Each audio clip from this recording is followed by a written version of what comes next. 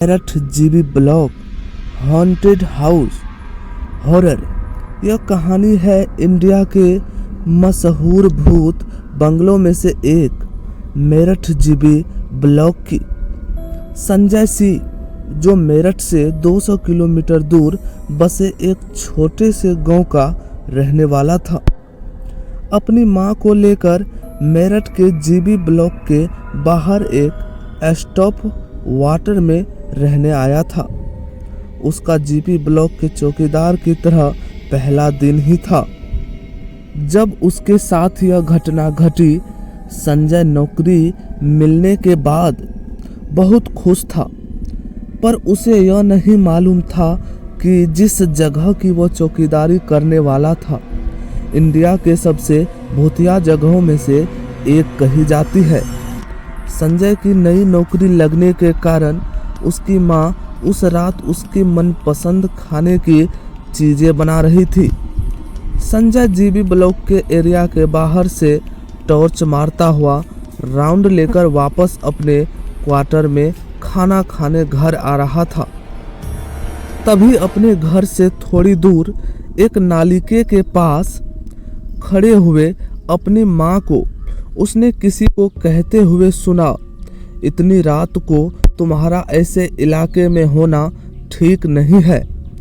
जब उसने वहां पहुंचकर अपनी मां से पूछा वह किससे बात कर रही थी, तो उन्होंने उसे बताया कि वह खाने के लिए पानी भर रही थी और तभी उन्हें आसपास की झाड़ियां से जीपी ब्लॉक की तरफ जाती हुई लाल साड़ी में एक लड़की दिखी। जब उन्होंने उस लड़की को वहां से जाने के लिए मना किया तो उस लड़की ने उनकी बात को अनसुना कर दिया और भागकर जीपी ब्लॉक के अंदर चली गई।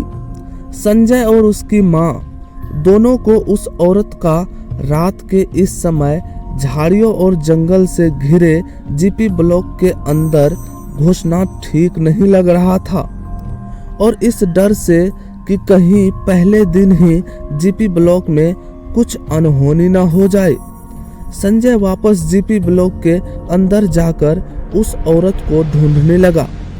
रात के अंधेरे में जंगल और झाड़ियों से घिरे होने के कारण संजय को बस उतना ही दिख रहा था जितना उसकी टॉर्च की रोशनी दिखा पा रही थी। जीपी ब्लॉक का बंगला 3 हिस्सों में बटा हुआ था। दिन में वहां जितनी शांति लग रही थी, रात के अंधेरे में वही खामोशी अब और ज्यादा भयानक लग रही थी। संजय ने सोचा कि उसे जीपी ब्लॉक के उन 3 हिस्सों में एक एक करके जाना चाहिए। अपने हाथ में लाठी लिए और टॉर्च के सहारे संजय जब पहले हिस्से में घुसा तो उसके पूरे शरीर में उसको एक रूह चीर देने वाली ठंड महसूस हुई। यह बहुत अजीब था क्योंकि तब गर्मियों का मौसम चल रहा था और बिल्डिंग के अंदर इतनी तेज ठंड कहाँ होना बिल्कुल भी नॉर्मल नहीं था। फिर भी संजय ने हर जगह टॉर्च मार कर देखा, पर उसे कोई लड़की दिखाई नहीं दी, पर उसे वहां ढेर सारे बालों के गुच्छे मिले।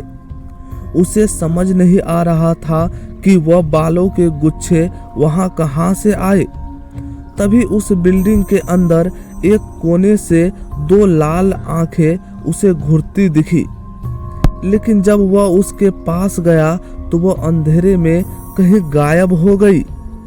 संजय ने पूरी बिल्डिंग छान मारी, लेकिन उसे कुछ भी नहीं मिला, पर उसे हर वक्त वहां पर किसी की मौजूदगी महसूस हो रही थी। संजय उस लड़की को ढूंढता हुआ अब जीपी ब्लॉक के अगले हिस्से में घुस गया।